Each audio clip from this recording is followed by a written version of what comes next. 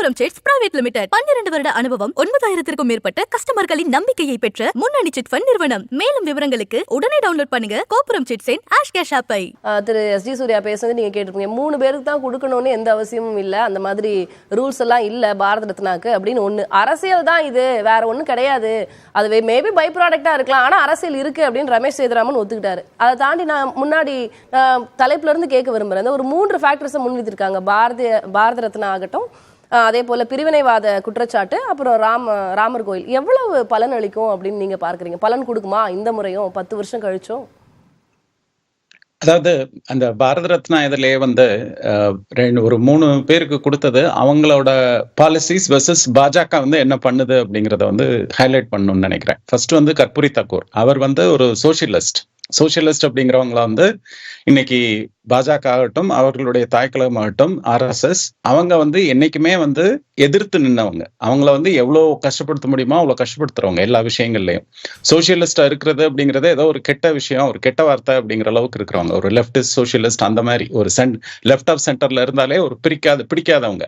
இன்னைக்கு கர்பூரி தாக்கூர் அப்படிங்கிறவர் வந்து 1968ல ஃபர்ஸ்ட் வந்து சீஃப் மினிஸ்டர் பீகார்ல. அதற்கு முன்னாடி இருந்த அரசியல்லாம் எடுத்து பார்த்தோம்னா அவங்க வந்து இந்த காங்கிரஸை எதிர்த்து ஜனதா கட்சி அந்த சோசியலிஸ்ட் பார்ட்டிஸ் அதெல்லாம் இருந்த வரலாறு போக அவரோட மொத்த அரசியல் என்ன அப்படின்ட்டு பாத்தீங்கன்னா இன்னைக்கு எடுத்துட்டு வர்ற இந்த காஸ்ட் வைஸ் ரிசர்வேஷன், அதாவது ஒவ்வொரு ஒரு காஸ்ட் வைஸ் சென்சஸ் எடுக்கணும் அப்படின்ட்டு சொல்றது, அதற்கு தகுந்த மாதிரி ஒவ்வொரு காஸ்டுக்கும் தகுந்த ரெப்ரசன்டேஷன் கொடுக்கணும் அப்படின்ட்டு இன்னைக்கு காங்கிரஸ் ஆகட்டும், மற்ற கட்சிகளாகட்டும், திமுக ஆகட்டும், எல்லா கட்சிகளும் கேட்கிறாங்க இல்லைங்களா. அதற்கு இப்போதைக்கு எதிர்த்து பாராளுமன்றத்திலே திருப்பி பதிவு செய்யறது பாஜக, பிரதமர் உட்பட. நாட்டை பிளவுபடுத்த பாக்குறீங்க அப்படின்ட்டு சொல்றது காஸ்ட் பேஸ்டு சென்சஸ் கேட்டா. இதை வந்து அப்பயே பண்ணவர் வந்து கர்பூரி தாக்கூர். அவர் வந்து ஃபர்ஸ்ட் அது மாதிரி அந்த எக்ஸ்ட்ரீம்லி பேக்வர்ட் காஸ்ட், அதாவது இங்க நம்ம மோஸ்ட் பேக்வர்ட் காஸ்ட் MBCன்னு சொல்லுவோம் தமிழ்நாட்டுல, அங்க உருவாக்குனது வந்து கர்பூரி தாக்கூர். அதை வந்து அந்த மாதிரி விஷயங்களாலையும் அவர்களுக்குள் நடந்த கருத்து வேறுபாடுகள்லையும் ஒரு தடவை இல்ல 2 தடவை அவர் கவர்மெண்ட்டை கலைச்சது, அவர் கவர்மெண்ட்ல இருந்து வாபஸ் வாங்கினது வந்து இதே ஜனசங்கம், இதே பாஜகவோட ப்ரீவியஸ் அவதார் ஆக்சுவலா.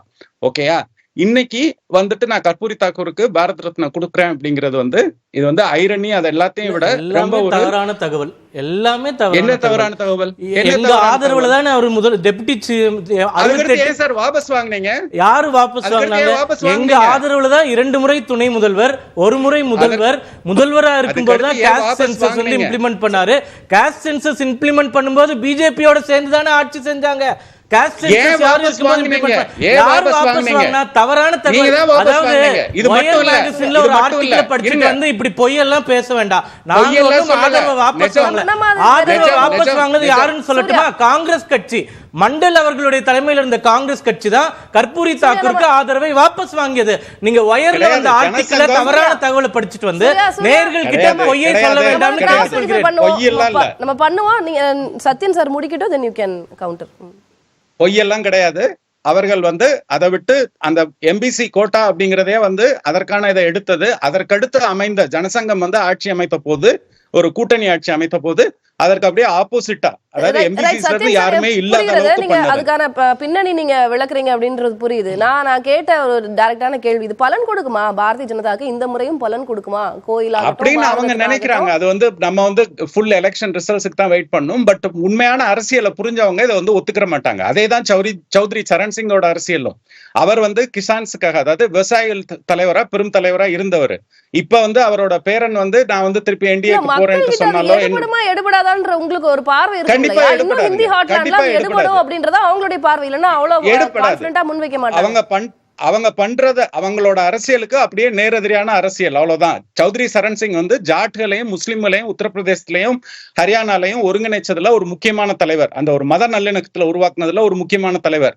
அவரோட அந்த குடும்பத்தோட பேஸ் இதுன்ட்டு நீங்க எடுத்து பாத்தீங்கன்னா முசஃபர்பூர். அங்கதான் வந்து ஃபர்ஸ்ட் இவ்வளவு பெரிய கலவரங்கள்லாம் நடந்துச்சு SP அரசாங்கத்துல கடைசியில் ஆக்சுவலா. சரியா? சோ இந்த மாதிரி ஒவ்வொரு இதுவும் கரெக்டா கிரவுண்ட் ரியாலிட்டி என்ன அப்படின்ட்டு எடுத்து பார்த்தோம்னா அவர்களுக்கெல்லாம் அப்படியே ஆப்போசிட், போலார் ஆப்போசிட்டா தான் இன்னைக்கு பிஜேபியோட அரசியல் இருக்கு. அத வந்து நாங்க வந்து கர்பூரி தாக்கூர் ஆதரிச்சோம் அப்படின்னா நேஷன் வைடா MBC கொண்டு வாங்க. அதை ஏன் உங்களுக்கு வந்து நிறுத்துறீங்க? அதை கொண்டு வர்றதுக்கு எது உங்களை தடுக்குது? நாங்க தான் வந்து அதை ஆதரிச்சோம் அப்படின்னா 10 வருஷம் ஆட்சியில இருந்தீங்கல்ல, பெரும் சக்தியா இருந்தீங்கல்ல, இந்த கொஸ்டின்ஸ் எல்லாம் மக்கள்கிட்ட இருக்கும்ல. ஜாட் ஓட்டர்கள் வந்து அந்த குறிப்பிட்ட சமுதாயம் வந்து ரொம்ப ஒரு அதிருப்தியில இருக்காங்க அப்படிங்கறதுனால அத வந்து ஒரு இவ்வளவு கேள்விகள் இருக்கு, ஆளும் அரசாங்கம் மீதான இவ்வளவு கேள்விகள் இருக்கு. இதெல்லாம் எதிர்கட்சிகள் மக்கள் கிட்ட கொண்டு போய் சேர்த்திருக்காங்களா? மக்களுடைய பொது பார்வைன்னு ஒண்ணு இருக்கும், அது ஓட்டா கன்வெர்ட் ஆகிற பார்வை இல்லையா? மக்கள் கிட்ட எதிர்கட்சிகள் இதை கரெக்டா கொண்டு போய் சேர்த்திருக்காங்களா? இதெல்லாம் பிரச்சாரமா? மக்கள்கிட்ட எதிர்கட்சி கொண்டு போய் சேர்க்கணும், மீடியா கொண்டு போய் சேர்க்கணும், உண்மையான நடுநிலையான தகவல்களை கண்டிப்பா கொடுக்கணும். எல்லாத்தையும் எடுத்து வைப்போம், மக்கள் பார்க்கட்டும், அவங்களுக்கு எது சரின்னு படுதோ அதை கொடுக்கட்டும். இன்னைக்கு mood of the nation India today எடுத்த சர்வேலையும் இன்னொரு டாபிக், உங்க டாபிக்ல இருக்கிற இன்னொரு வார்த்தை ராம் மந்திர். இப்ப என்னுடைய ரிலிஜன் வந்து என்னுடைய பர்சனல் விஷயம்.